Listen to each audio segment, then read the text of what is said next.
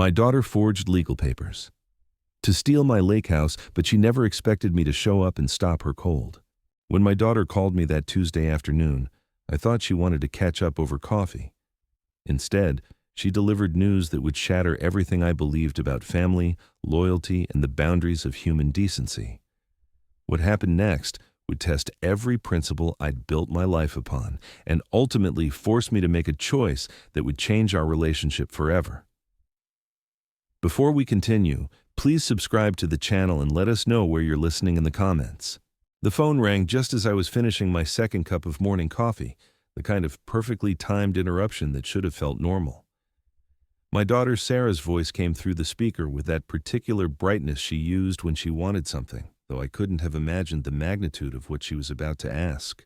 "Dad, I need to talk to you about the lake house," she said, her words carrying an edge I'd never heard before. "Marcus and I have been thinking, and we've decided that his parents should move in permanently. They're struggling financially, and the place is just sitting empty most of the time anyway." I set down my coffee cup, the ceramic making a sharp click against the granite countertop I had installed myself 3 summers ago. The lake house wasn't just property to me. It was the culmination of 43 years of backbreaking construction work, every overtime shift and weekend project that had built my company from a single pickup truck into something substantial. More importantly, it was where Margaret and I had planned to spend our golden years together, watching grandchildren play in the same waters where we'd honeymooned 34 years earlier. "Sarah, sweetheart, I think there might be some confusion here," I said, choosing my words carefully. "The lake house belongs to me. I can't just hand it over to Marcus's parents without some kind of arrangement." Her laugh came through the phone like breaking glass. "Dad, let's be honest about this. You're 71 years old, living alone in that big house in town. When was the last time you actually used the lake property? Twice last summer? Maybe 3 times the year before that?" The accusation stung because it held a grain of truth. Since Margaret's death 18 months ago, I'd found it difficult to visit the place where we'd shared so many memories. Every room held echoes of her laughter. Every sunset reminded me of evenings we'd spent planning a future that would never come. But avoiding the property didn't mean I was ready to surrender it, especially not to people I'd met exactly twice at family gatherings. "The frequency of my visits doesn't change the ownership, Sarah. That property represents decades of work and sacrifice. Your mother and I built that place with our own hands." "Oh, please." Her tone shifted to something I'd never heard directed at me before, a mixture of impatience and barely concealed contempt. "You hired contractors for most of the work, and Mom's been gone for over a year now. Holding on to that place like some kind of shrine isn't healthy." I felt my chest tighten, not from anger, but from something deeper and more painful. This was my daughter, the little girl who used to help me measure lumber and hold flashlights while I worked on weekend projects. The same child who'd called me her hero during high school graduation. Speeches was now reducing my life's work to an unhealthy obsession. "Sarah, I understand that Marcus's parents are having difficulties, but there are other solutions. Maybe we could discuss a rental arrangement, or I could help them find something more suitable for their needs." "No, Dad, you're not understanding me." Her voice hardened into something final and absolute. "We've already decided. The lake house belongs to Harold and Patricia now. They're moving in this weekend, and you're not welcome there anymore. They need space to recover from their financial troubles, and having you show up randomly would just create unnecessary stress." The words hit me like a physical blow. Not welcome at my own property. The place where I'd proposed to Margaret on a moonlit dock, where we'd celebrated every anniversary for 3 decades, where I'd taught Sarah to swim in water so clear you could see your feet 12 feet down. Now I was being banned from it by my own child, as if I were some unwelcome stranger rather than the man who'd paid every mortgage payment and property tax bill for 28 years. "Sarah, I need you to listen very carefully," I said, my voice steadier than I felt. "That property is legally mine. The deed has my name on it, not yours, not Marcus's, and certainly not his parents. You cannot simply declare ownership of something you don't own." "Actually, I can and I am." The coldness in her voice was complete now, professional almost, like she was discussing a business transaction rather than dismantling her father's legacy. Harold and Patricia have already hired a moving company. They'll be there Saturday morning with all their belongings. If you try to interfere, we'll have to involve the authorities." I stood up from my kitchen table, pacing to the window that looked out over the small garden Margaret had planted before she got sick. The tomatoes were coming in beautifully this year, red and heavy on their stakes, exactly the way she'd taught me to grow them. She'd never see this harvest, never taste the sauce she'd planned to make, never sit with me on the lake house deck watching sunset paint the water gold and crimson. "Sarah, what's happened to you?" I asked, genuinely bewildered by this transformation from the daughter I thought I knew. "When did you become someone who could steal from her own father and call it a favor to people who are essentially strangers to me?" "Steal?" Her voice climbed to a near shriek. "I'm trying to help a family in need while you sit alone hoarding property you never use. Harold and Patricia are good people who deserve a chance to rebuild their lives. All you care about is maintaining control over things that should rightfully belong to the family." The family. As if her husband's parents, people I'd spent perhaps 6 hours with in total, had somehow become more family to her than the man who'd raised her single-handedly after her mother died. People who'd never contributed a single dollar to the property's purchase, maintenance, or taxes were now more deserving of it than the person who'd worked 16-hour days for 40 years to afford it. "Lynn. Sarah, I want you to think very carefully about what you're doing here," I said, my voice dropping to the tone I used to use when she was a teenager testing boundaries. "You're not just taking my property, you're destroying our relationship. Once you cross this line, there's no going back to the way things were." "Maybe that's for the best," she replied without hesitation. "Maybe it's time you learned that the world doesn't revolve around you and your precious memories. Harold and Patricia will actually appreciate what they're getting, unlike someone who treats a beautiful lakeside property like a museum to his dead wife." The reference to Margaret as my dead wife, rather than her own mother, revealed something ugly that had been growing beneath the surface of our relationship. This wasn't just about property or financial need. This was about resentment that had been festering since Margaret's funeral, anger at me for grieving too long, for not moving on according to Sarah's timeline, for holding on to memories she wanted me to abandon. "I see," I said quietly, understanding finally dawning. "This isn't about Harold and Patricia's financial troubles. This is about you deciding that I've mourned your mother for too long, that I should just forget about the life we built together and hand over everything we worked for to make room for your new priorities. Don't psychoanalyze me, Dad. This is about practical reality. You're alone, you're not getting any younger, and you're wasting resources that could actually help people who need them. Harold lost his job at the plant. Patricia's medical bills are overwhelming them, and you're sitting on a $500,000 property that you visit twice a year to feel sorry for yourself." Each word was carefully chosen to wound, to reduce decades of love and sacrifice to selfishness and self-pity. The daughter who used to bring me coffee while I worked on construction sites before school was now itemizing my failures as a human being to justify taking everything I'd built. "Sarah, I'm going to hang up now," I said, my voice surprisingly calm given the earthquake happening in my chest. "When you're ready to discuss this like adults, you can call me back. But I want you to understand something very clearly. The property belongs to me, and no amount of emotional manipulation or manufactured guilt is going to change that legal reality." "Fine, Dad, be stubborn, but Harold and Patricia are moving in Saturday whether you like it or not. If you show up there and cause problems, you'll be dealing with more than just family disappointment." The line went dead, leaving me standing in my kitchen with a silent phone and the sudden understanding that my relationship with my only child had just fundamentally changed. For 34 years, I'd believed that love and sacrifice would be enough to maintain family bonds. That working myself to exhaustion to provide for Sarah's education, wedding, and various financial emergencies would create lasting gratitude and connection. Instead, I'd apparently created an entitled adult who saw my generosity as weakness and my grief as an inconvenience to be managed. The lake house wasn't just property she was taking. It was the symbol of everything I'd worked for, everything Margaret and I had dreamed of, everything that connected me to the life we'd planned together. I walked to my home office, where Margaret's reading glasses still sat on the desk beside tax documents and property deeds. The deed to the lake house lay in the filing cabinet exactly where it had been for 28 years. My name clearly printed as the sole owner. Legal documents that Sarah seemed to believe could be overruled by her determination and the supposed moral superiority of helping Harold and Patricia. But property law didn't work that way, and I hadn't spent 4 decades in construction without learning how contracts, ownership rights, and legal protections functioned. Sarah was about to discover that emotional manipulation, even when delivered with complete conviction, couldn't transfer title to real estate. The question wasn't whether I could stop her. The question was what kind of man I wanted to be when I did.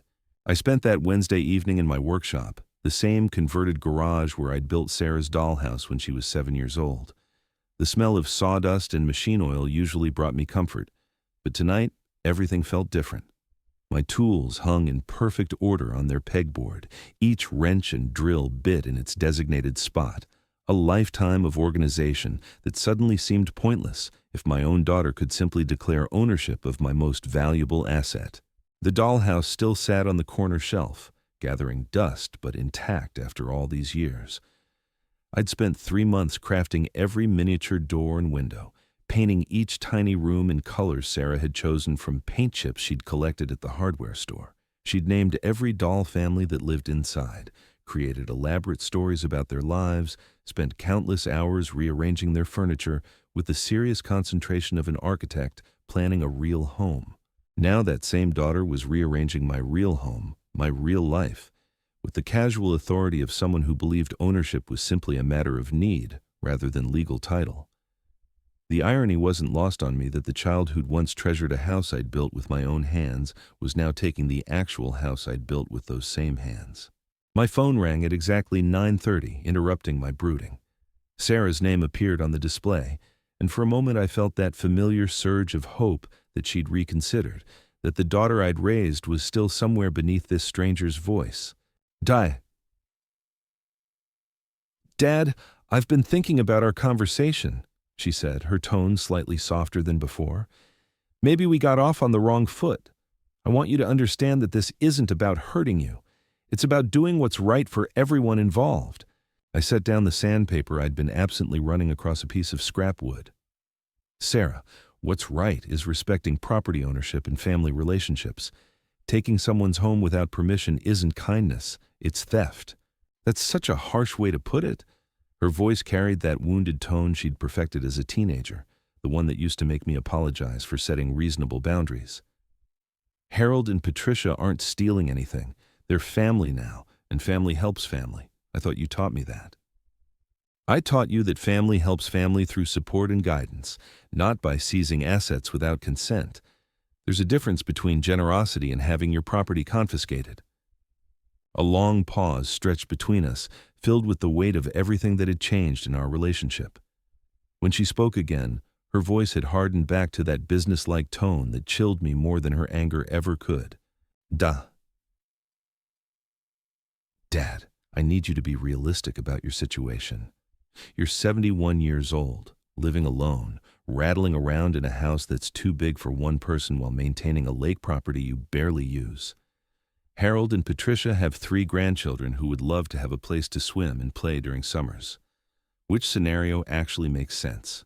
The manipulation was so smooth, so practiced, that I almost missed how expertly she'd shifted the conversation from legal ownership to emotional guilt. My age, my solitude, my grief-induced avoidance of the lake house, all transformed into evidence that I was being selfish by maintaining control over my own property. Sarah, those grandchildren aren't my responsibility. Harold and Patricia's financial problems aren't my responsibility. The only responsibility I have is to protect what your mother and I built together. Mom's been dead for 18 months, Dad. The words hit like a slap across the face. She's not coming back to enjoy that lake house. She's not going to sit on the deck watching sunsets with you anymore. All you're doing is preserving a museum to someone who's gone while real, living people could be making new memories there. The cruelty was breathtaking, not just in the words themselves, but in the calculated way she delivered them.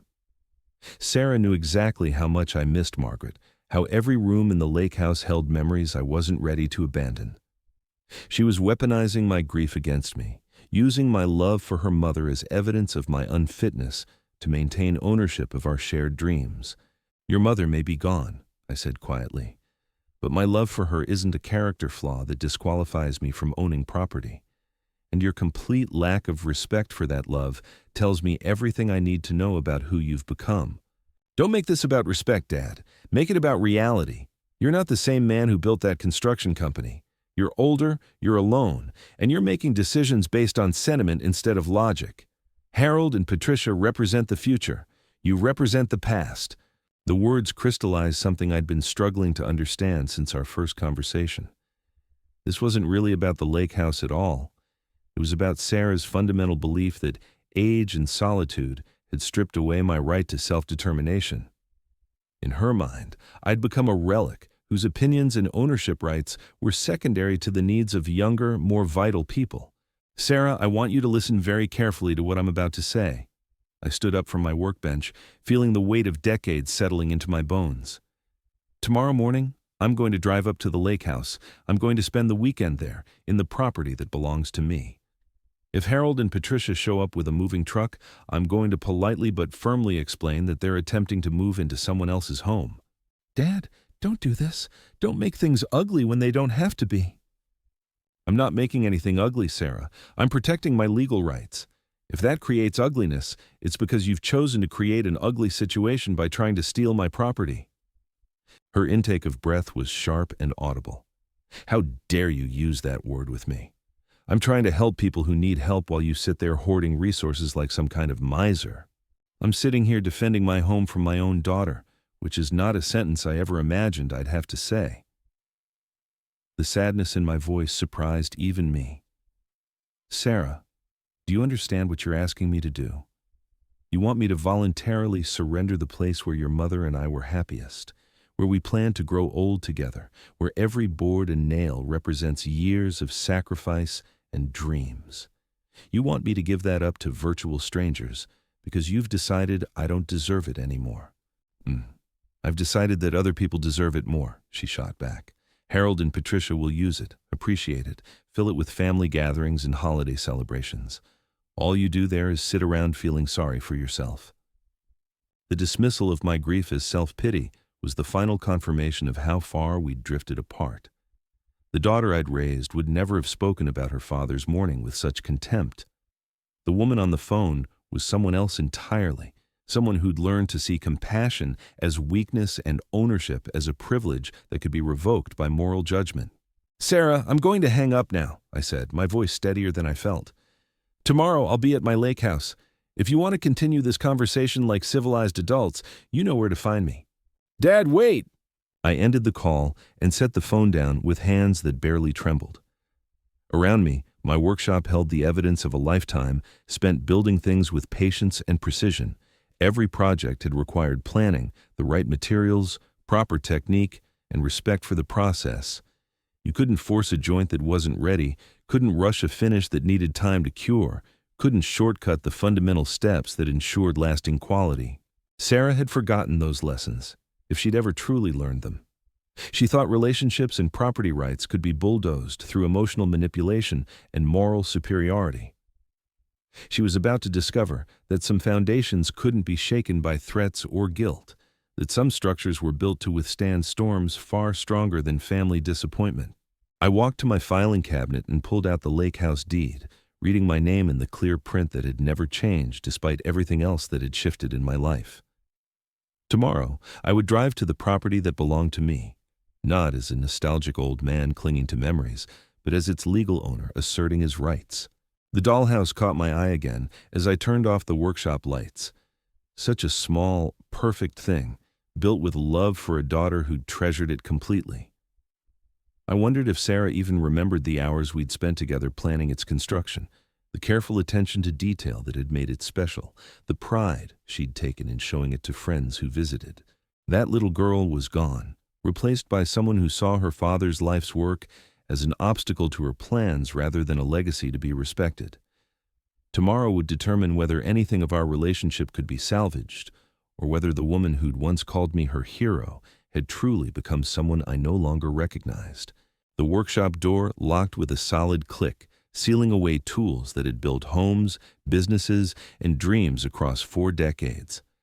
In 12 hours, I would need every lesson those tools had taught me about standing firm when the foundation was solid, about knowing the difference between compromise and surrender, about protecting what mattered most, even when the people you loved demanded you abandon it.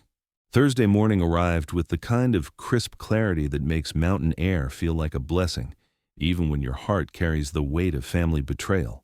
I loaded my overnight bag into the pickup truck at exactly 7:30, the same methodical timing that had governed my construction schedules for 43 years. The 2-hour drive to Lake Tahoe stretched ahead like a pilgrimage to sacred ground I'd earned with every overtime shift and weekend sacrifice. The highway unwound through California's foothills with familiar precision, each curve and elevation change marking my distance from the life Sarah thought I should abandon. My phone sat silent in the cup holder, its black screen reflecting nothing but my determination to reach the property before Harold and Patricia's moving truck could claim what didn't belong to them. I'd spent the previous evening making calls, the kind of strategic preparation that had kept my construction business profitable through 3 recessions and countless difficult clients. First call went to my attorney, Marcus Webb, whose after-hours availability reflected 30 years of friendship built on mutual respect and professional competence. Fred, you're absolutely within your rights to occupy your own property, Marcus had confirmed, his voice carrying the certainty that came from decades practicing property law. If anyone attempts to prevent your access or remove your belongings, they're committing trespassing and potentially conversion. Document everything, stay calm, and call law enforcement if necessary. The second call had gone to the Placer County Sheriff's Department, where Deputy Rodriguez had listened to my explanation with the patient professionalism of someone who'd mediated family property disputes before.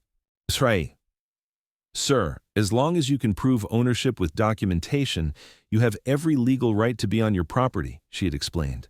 If other parties claim ownership without proper legal documentation, that's a civil matter that needs to be resolved through the courts, not through possession of the premises. Armed with legal clarity and moral certainty, I'd slept better Wednesday night than I had since Margaret's funeral. The righteous anger that had sustained me through Sarah's manipulations was crystallizing into something more powerful. The calm determination of a man who'd finally stopped confusing family loyalty with self-destruction. The turnoff to the lake appeared exactly where it had been for 28 years, marked by the weathered wooden sign that still bore traces of the paint Margaret had applied during our 3rd summer there. She'd insisted on doing the lettering herself, practicing the strokes on scrapwood until her Lake Vista drive looked professional enough to match the dignity of our achievement. My property sat at the end of a private road, surrounded by pine trees that had grown from saplings into towering sentinels during our decades of ownership. The house itself appeared unchanged from my last visit 6 months ago, its cedar siding weathered to the perfect silver gray that only time and mountain weather could create. The dock extended into water so clear it seemed like polished glass, reflecting morning clouds that drifted across peaks still crowned with snow despite the advancing season. I parked in the same spot I'd been using for 3 decades, beside the fire pit where Sarah had roasted marshmallows during childhood visits, where Margaret and I had shared countless evening conversations about retirement dreams that cancer had stolen away. The familiar crunch of pine needles under my boots felt like coming home after a long exile, even though the exile had been self-imposed grief rather than family banishment. The front door key turned smoothly in the lock I'd installed myself, revealing rooms that held the accumulated comfort of years spent creating the perfect retreat. Margaret's reading chair still faced the window overlooking the water, her bookmark still marking page 237 of the mystery novel she'd never finish. The kitchen held appliances we'd chosen together, countertops we'd measured and installed, cabinets built to accommodate her height and my reach. Every surface, every corner, every carefully selected detail represented joint decisions made by 2 people who'd believed they had unlimited time to enjoy the fruits of their labor. Now, one of those people was gone, and their surviving partner was being told by his own daughter that grief disqualified him from maintaining ownership of their shared legacy. I unpacked my bag in the master bedroom, hanging clothes in the closet beside Margaret's summer dresses, which I'd never found the strength to remove. The morning light streaming through windows we'd positioned to capture the lake's changing colors illuminated dust motes that danced like memories in the still air. This was my sanctuary, my connection to the woman I'd loved for 34 years, the place where her presence felt most real despite the finality of her absence. At exactly 10:15, the rumble of a large truck engine broke the morning silence. Through the bedroom window, I watched a white moving van navigate the narrow road with the careful precision of professionals who'd done this countless times before. Behind it followed a silver sedan that probably carried Harold and Patricia Thompson, the virtual strangers who'd somehow convinced my daughter that need trumped legal ownership. I walked to the front porch with the measured steps of a property owner greeting uninvited guests, my hands steady despite the magnitude of the confrontation ahead. The moving truck stopped beside my pickup, its diesel engine ticking as it cooled. Two men in company uniforms climbed out, consulting clipboards and surveying the house with the practical assessment of workers planning a complex job. Harold emerged from the sedan first, a man in his mid-60s with the soft build of someone whose physical labor days were long behind him. His wife, Patricia, followed, clutching a purse and wearing the nervous expression of someone who suspected this situation might not unfold as smoothly as promised. Both of them looked like decent people caught in circumstances they didn't fully understand, which made Sarah's manipulation of their desperation even more unconscionable. "Excuse me," Harold called out as he approached the porch, his voice carrying the uncertainty of someone who'd been told this would be simple but was discovering complications. "Are you Fred Martinez? Sarah said you might be here, but that you'd already agreed to the arrangement." The lie was so casual, so complete, that it took my breath away. Sarah had told them I'd agreed to surrender my property, that my presence here was some kind of formality rather than the desperate defense of a man protecting his life's work. These people weren't malicious invaders, they were unwitting participants in my daughter's deception. "I'm Fred Martinez," I confirmed, stepping down from the porch to meet them at eye level. "And I'm afraid there's been a significant misunderstanding. I haven't agreed to any arrangement involving this property. In fact, I specifically told Sarah that no such arrangement was possible." Patricia's face crumpled with confusion and embarrassment.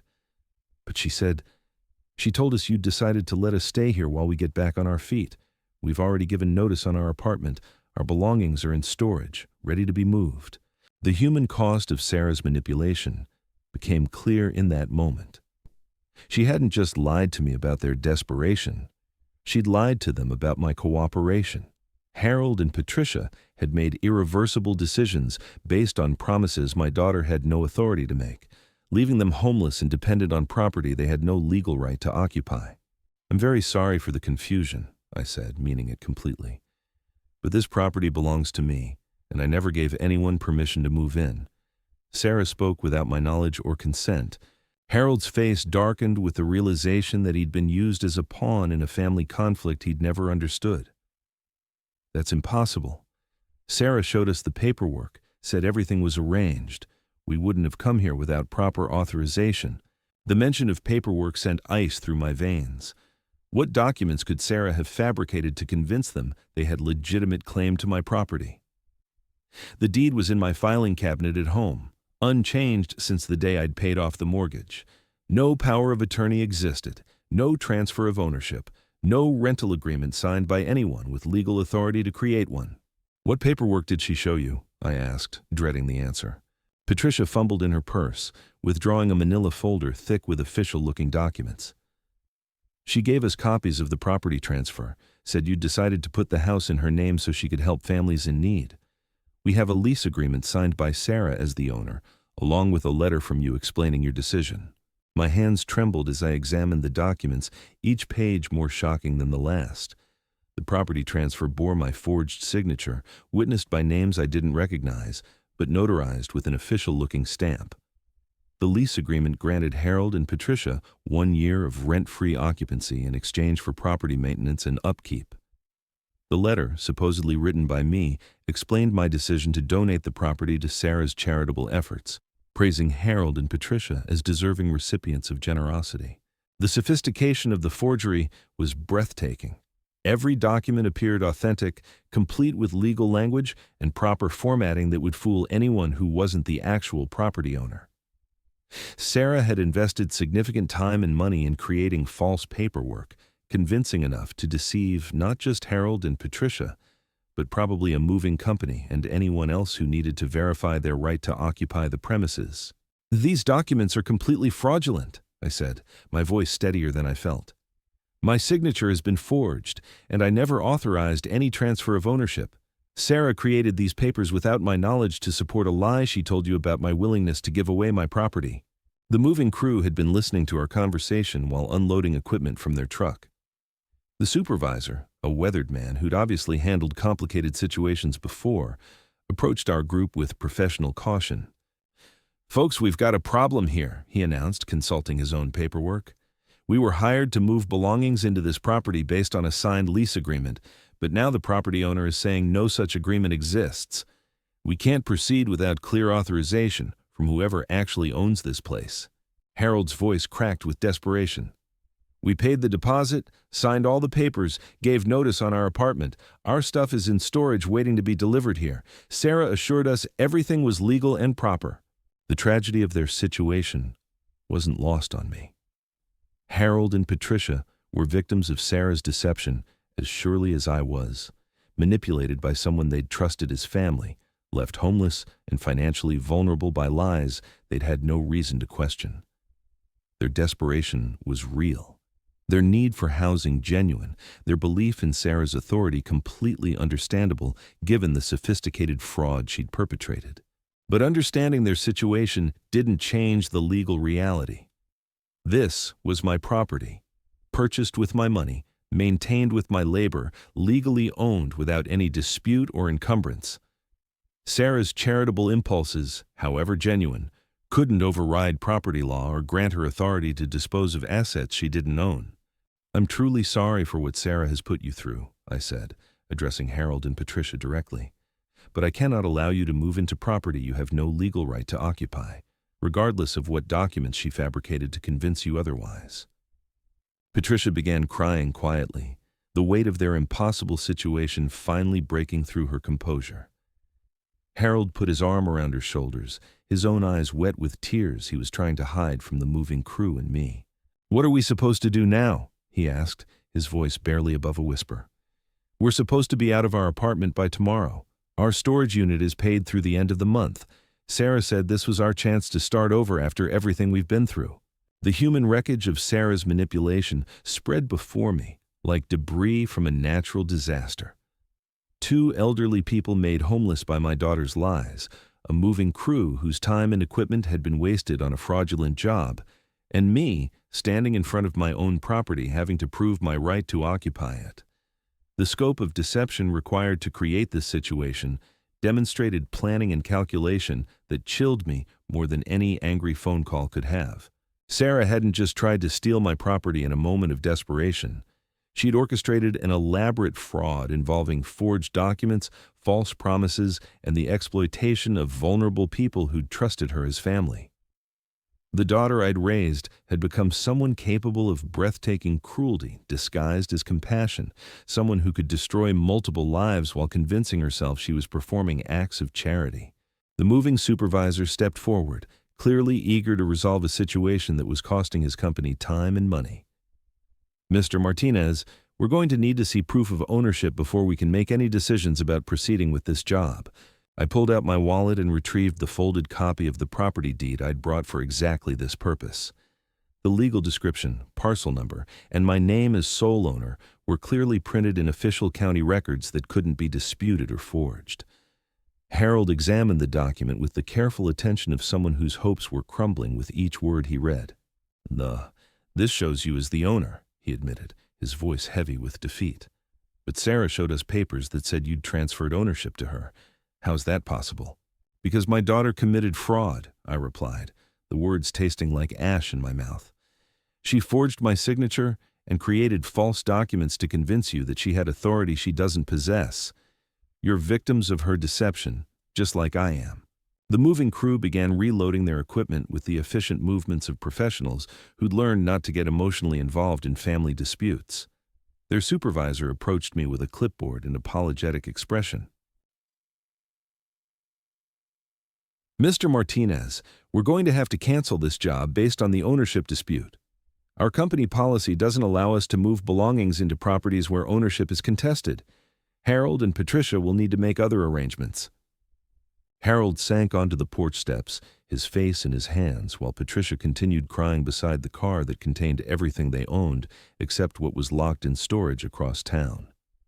The practical implications of their situation were staggering.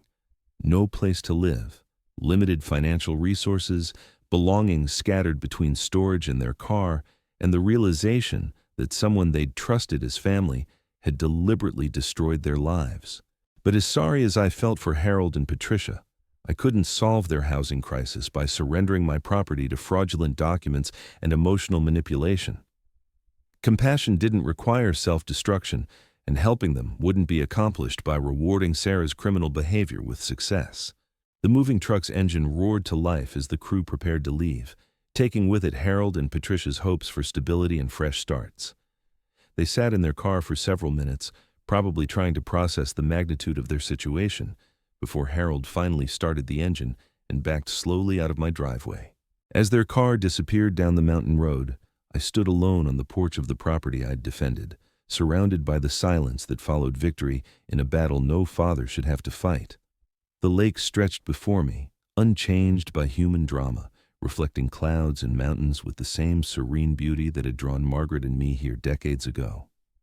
But the victory felt hollow, tainted by the knowledge that my own daughter had orchestrated this entire catastrophe through lies, forgery, and the calculated exploitation of desperate people.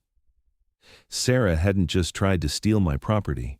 She'd revealed herself to be someone capable of depths of deception I'd never imagined possible. My phone buzzed with an incoming call, Sarah's name appearing on the screen with perfect timing. She'd probably been waiting for confirmation that Harold and Patricia had successfully moved into my property, ready to present me with a fait accompli that would force my acceptance of her charitable redistribution of my assets. Instead, she was about to discover that property law couldn't be overruled by forged documents and moral superiority, that some foundations were too solid to be shaken by manipulation and lies.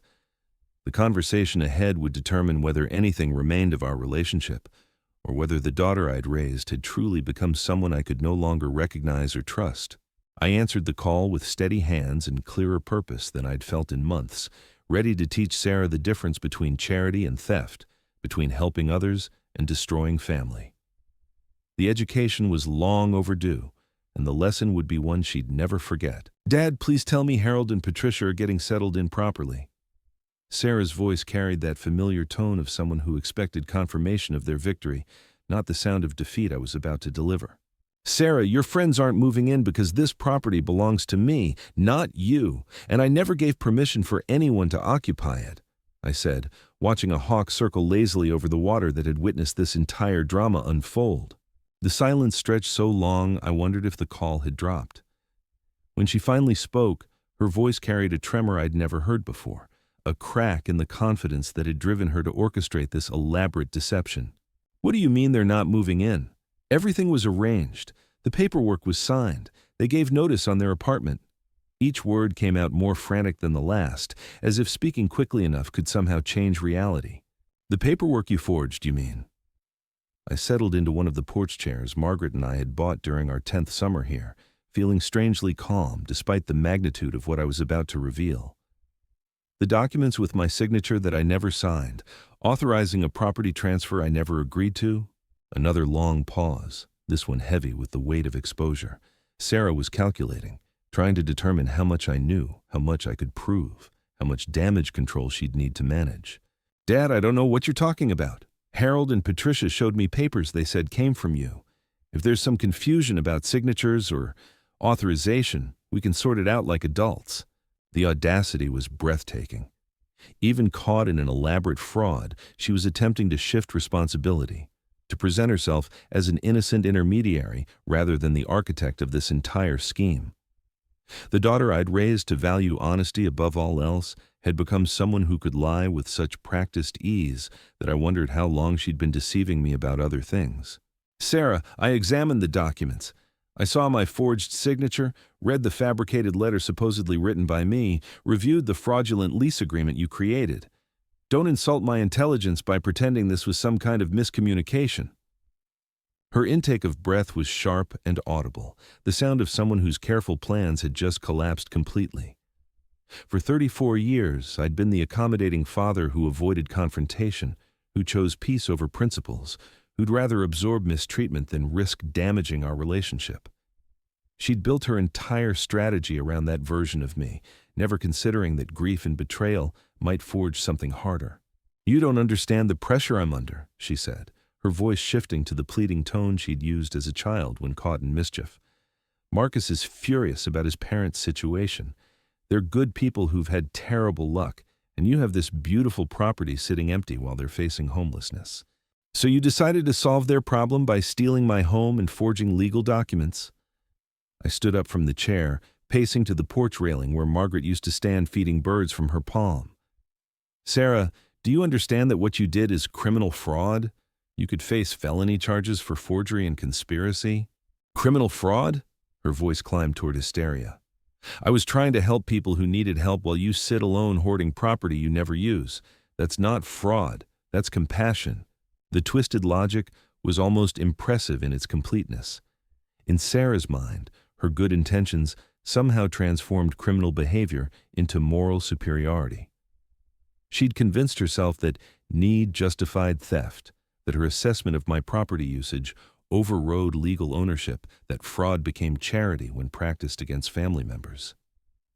She'd decided we're too selfish to deserve their assets. Sarah, listen to me very carefully, I said, my voice carrying the authority I'd once used to manage construction crews and difficult clients. Compassion doesn't involve forging documents. Helping others doesn't require stealing from your father. What you did was fraud, plain and simple, and the only reason you're not facing criminal charges is because I haven't decided whether to press them yet. The threat landed exactly as intended. Sarah's breathing became rapid and shallow, the sound of someone finally understanding that actions carried consequences, even when performed with family members who'd historically absorbed abuse without retaliation. You wouldn't, she whispered, but the certainty had drained from her voice. You wouldn't have your own daughter arrested.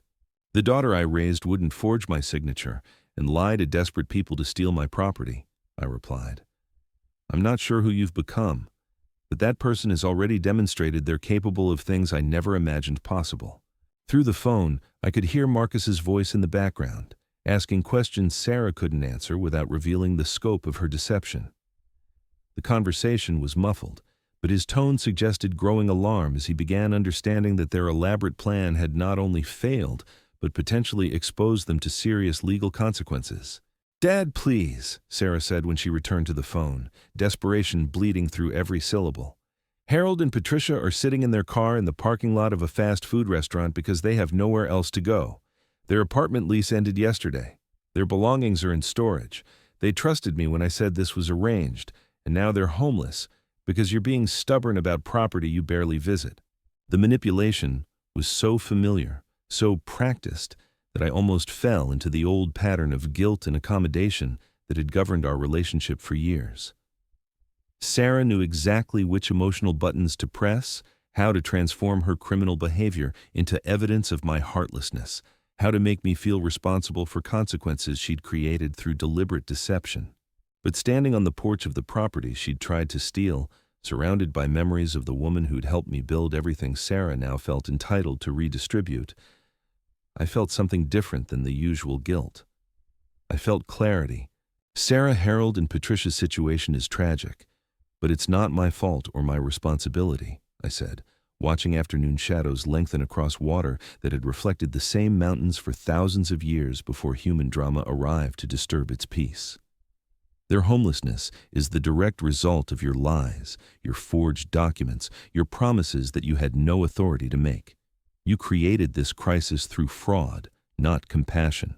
So you're just going to let them suffer because you're angry at me? Her voice cracked with tears that might have been genuine, or might have been another manipulation technique.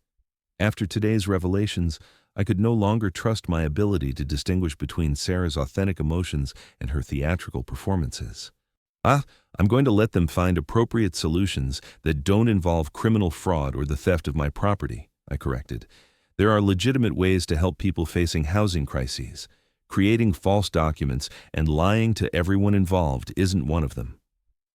Marcus's voice grew louder in the background, clearly agitated as the implications of their situation became clear. I caught fragments of words, fraud, felony, criminal charges, that suggested he was finally understanding that Sarah's charitable impulses had potentially exposed their entire family to serious legal consequences. "Dad, what if we could work out some kind of arrangement?" Sarah asked, grasping for any solution that might salvage something from her failed scheme. "Maybe Harold and Patricia could rent the property from you at a reduced rate, or we could set up some kind of lease-to-own situation that helps everyone." The offer revealed how completely she still misunderstood the situation. She was still trying to negotiate terms for Harold and Patricia's occupancy of my property, still operating under the assumption that her assessment of their need created some obligation on my part to provide solutions. The fundamental principle that my property belonged to me and required my consent for any arrangement remained beyond her comprehension. "Sarah, I'm not negotiating terms for anyone to occupy my property," I said firmly. "This house belongs to me. I choose who stays here, when they stay here, and under what conditions. You don't get to make those decisions for me, regardless of how worthy you think the beneficiaries might be." "But they have nowhere to go," she protested, as if repetition might somehow change the legal and moral realities she was confronting. "Their storage unit rent expires at the end of the month. They don't have enough money for deposits on a new apartment. This could have solved all their problems. This could have solved their problems by creating new problems for me," I replied. "Problems I never agreed to accept, involving people I barely know, based on arrangements you made without my knowledge or consent. That's not charity, Sarah. That's theft with good intentions." The late afternoon sun was beginning to set behind the mountains, painting the lake surface in shades of gold and crimson that Margaret had always called God's daily masterpiece. She'd never see another sunset from this deck, never again point out the way light danced on water, or how evening shadows transformed familiar landscapes into something magical. But I would see them. As many as I had left, from the property I had defended today against my own daughter's attempt to steal it through fraud and emotional manipulation. The victory felt both essential and heartbreaking, necessary and devastating in ways I was only beginning to understand. "Sarah, I'm going to hang up now," I said, fatigue suddenly weighing on me like a physical burden. "When you're ready to discuss this situation honestly, without lies or manipulation or attempts to make me feel guilty for protecting my own property, you can call me back."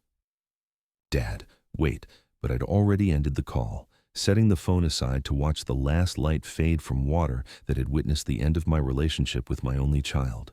The silence that followed felt different from the peaceful quiet I'd always associated with this place.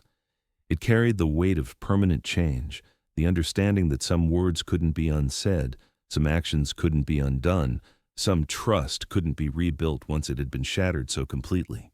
I walked inside to prepare dinner in the kitchen where Margaret and I had shared thousands of meals, in the house we'd built with love and sacrifice, surrounded by memories that belonged to me and couldn't be redistributed to others, regardless of their need or my daughter's assessment of their worthiness. For the first time in 18 months, I felt like I was truly home. Not because I was hiding from grief or clinging to the past, but because I'd finally learned to protect what mattered most. Some lessons came late in life, but they still counted when you had the courage to learn them. Outside, darkness settled over the lake with the finality of decisions made and boundaries established. Tomorrow would bring new challenges, new attempts at manipulation, new tests of the resolve I'd discovered today. But tonight, I was exactly where I belonged, in the home I'd earned and defended, surrounded by love that no amount of fraud or family dysfunction could steal away.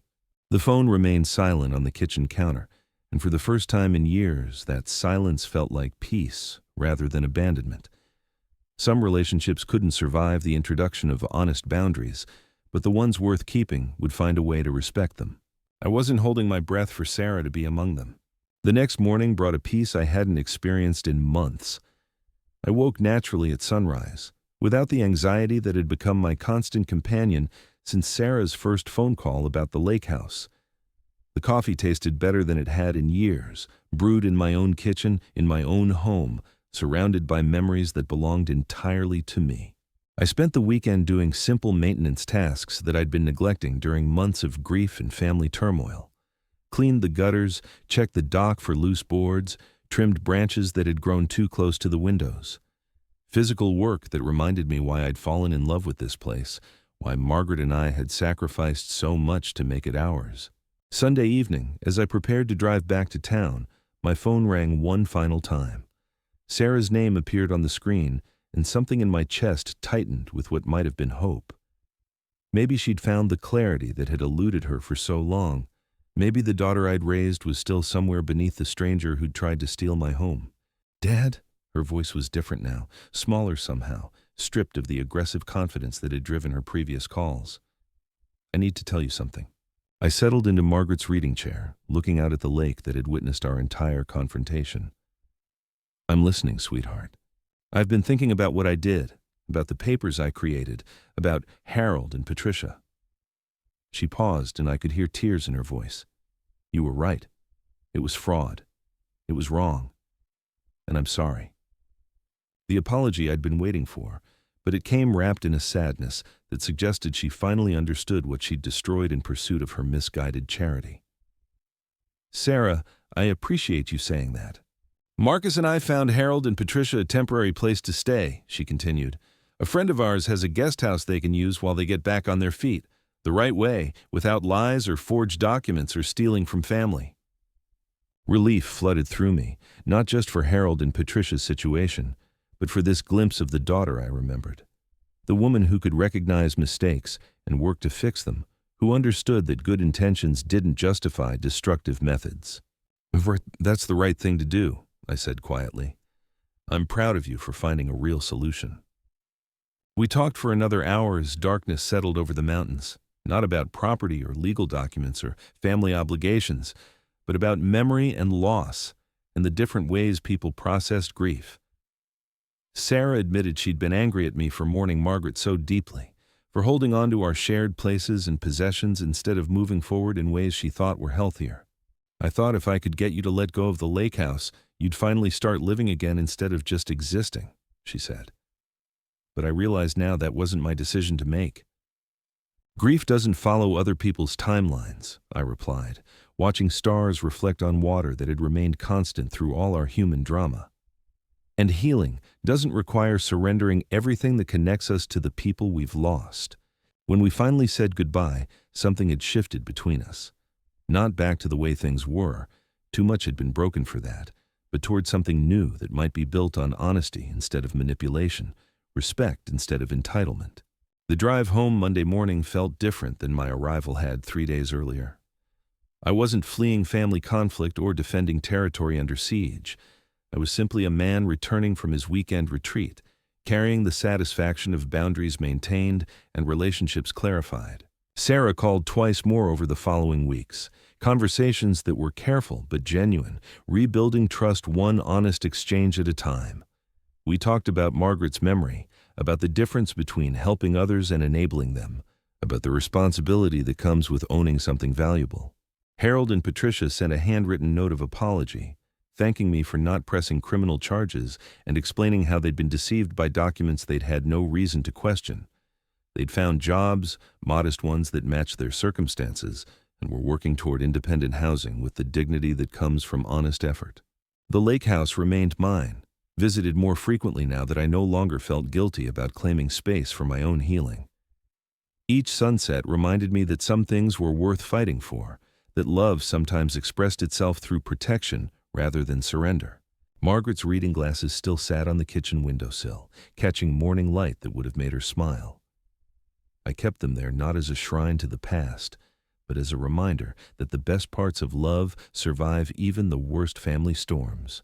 Some battles end not with victory or defeat, but with understanding. Some relationships can only be saved by nearly losing them completely. And sometimes, the greatest gift you can give your children is teaching them that respect has boundaries, even within families built on love. If you enjoyed this story, please subscribe to the channel and let us know your thoughts in the comments below. Sometimes the hardest lessons come from the people we love most, but they're often the ones we need to learn the most.